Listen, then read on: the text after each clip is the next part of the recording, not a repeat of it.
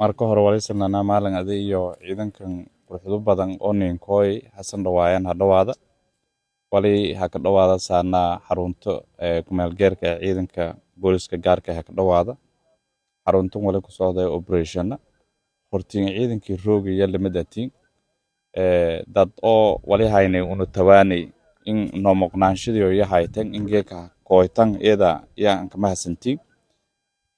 iyadan aan ka faraxsana dhiig cusub oo una hanay beeriyaati horta ciidankan oo haytan ciidanka koonfur galbeed guud ahaan ama military haado ama police haado ama daraawiish haado ciidankan oo hay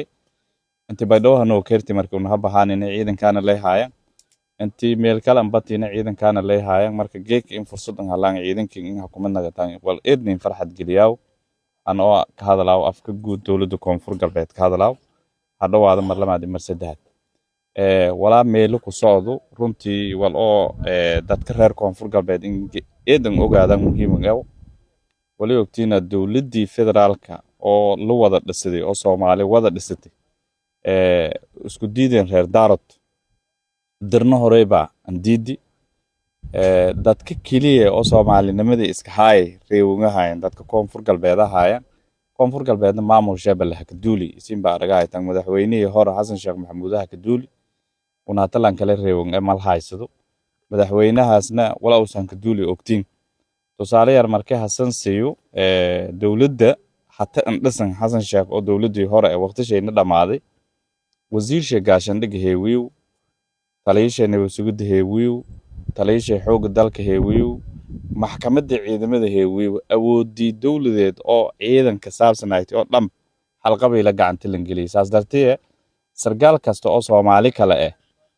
meel usan garnaqsadaa hatta majara markii wal qaldan arag markii deegaanadan la ka duuli un hada wali ogtiina araadan wali kooyay langmaha talaad la raawa kooy lang asad diyaana la raawa kooy gudoomiyaha maxkamadda kooy taliye xooga kooy dhamaantii oo isku reero walina iska reena in la ku dhiko hubka reer koonfur galbeed la ka weela dad shacab oo yo in shaqeeyo taasa duurka la galnay la diidi intii bilan reer koonfur galbeed ay jaro oo qadiid laho ma fahansan walaagas jaroon wala isku reebo doona laakiin madaga hoos ma lan hooriyaa ilaahay idin shay dad badan oo dadkaan ay wali in fahansanayna jara dad badan oo dadkaan ay wali in malaya wal kala in duurka la kala jara aaminsan ya jara laakiin wali lana weelama jarto lan kasta oo reer koonfur galbeed dawladda koonfur galbeed wala ka dhawaay lan kulama leh haddii hada lahayn mas'uuliyiin haddii hada lahayn ciidan iibasho shalka diisan dawladdiyo deegaanshow dadka dadshow laakiin lankiin adeegaw nimankaas oo dalka ka duuleen adeegaw kaasay wali lana lanka una neela dhaladay laakiin fahansanayna xaaladda hadda la ka jaro Xasan Sheekh wali in baahanyaa oo fadahaaya u soo adeegsada dawladda shisheeye oo Turkiga ku miday wali adeegsada fadahaaya deegaanada tan dhulka aan baahanyi khayraadka aan baahanyi wal badan oo ilaahay niimanaysaday un ilaahayna sii ya faday in uu qaadado oo dadshayna siiyo walaas markan wal hore awooteedan handiidan dhulkan taariikh leh dadkan reer koonfur galbeedna dad taariikh leh dad reer dhibaad ma dadka duula deegaana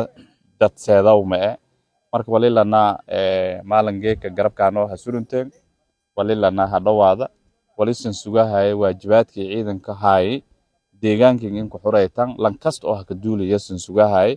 garabkan ilaahay gala uuna siina janna siin doayaan marka hore wali sanana maalin aday iyo ciidankan quruxdo badan oo ninkooy xasan dhawaayaan hadhawaada wali ha ka dhawaada saana xarunto kumeel geerka ciidanka booliska gaarka ha ka dhawaada xaruntan wali ku socday operation hortiin ciidankii roogaya lamadatiin dad oo wali haynay unu tawaanay in no moqnaanshadiyo yahaytan in geeka kooytan iyada yaan kama hasantiin iyadan aan ka faraxsana dhiig cusub oo una hanay beeriyaati horta ciidankan oo haytan ciidanka koonfur galbeed guud ahaan ama military haado ama police haado ama daraawiish haado ciidankan oo hay inta baydhowha noo keerti markii una habahaanina ciidankan leeyahay intii meel kale ambatina ciidankan leeyahay marka geek in fursad aan halaan ciidankii in hukuumad nagataan wal eednin farxad geliyaw anoo ka hadalaaw afka guud dawladda koonfur galbeed ka hadalaaw hadhawaada mar lamaad mar saddex wala meel ku socdo runtii wal oo dadka reer koonfur galbeed in eedan ogaada muhiim ah wali ogtiina dawladdii federaalka oo la wada dhisaday oo Soomaali wada dhisatay isku diideen reer daarod dirna horeyba andiidi dadka kaliya oo Soomaalinimadii iska haay reewugahaayeen dadka koonfur galbeed ahaayeen koonfur galbeedna maamul Shabeelle ka duuli isinba aragay tan madaxweynihii hore Xasan Sheekh Maxamuud ka duuli una talan kale reewun mal haysado madaxweynahaasna wala uusan ka duuli ogtiin tusaale yar markay Xasan siiyo dawladda hatta in dhisan Xasan Sheekh oo dawladdii hore ee waqtigeena dhamaaday wasiir gaashaandhig heewiyo taliyeeshana wasuugid heewiyo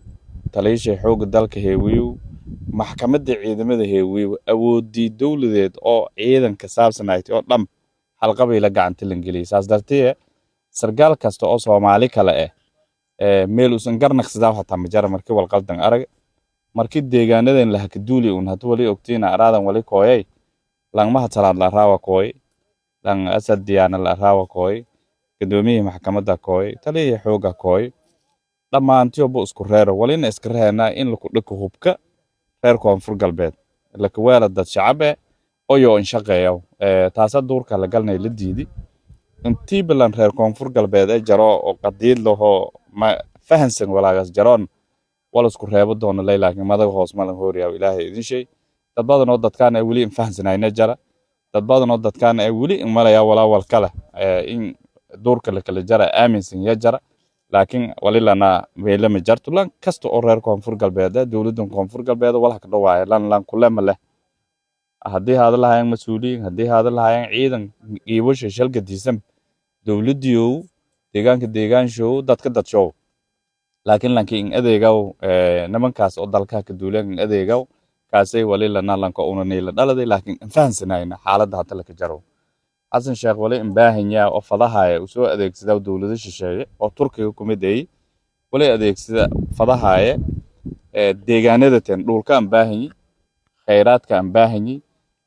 wal badan oo ilaahay niimanaysaday un ilaahayna si ya faday in uu qaadado oo dadshayna siiyo walaas markan wal hore awooteedan handiidan dhulkan taariikh leh dadkan reer koonfur galbeedna dad taariikh leh dad reer dhibaad ma dadka duula deegaana dad seedaw ma marka wali lana maalingeeka garabkaano ha surunteen wali lana ha dhawaada wali san sugahay waajibaadkii ciidanka haay deegaankan in ku xureytan lan kasta oo ka duulaya san sugahay garabkan ilaahay gala unoona siin janna siin doayaan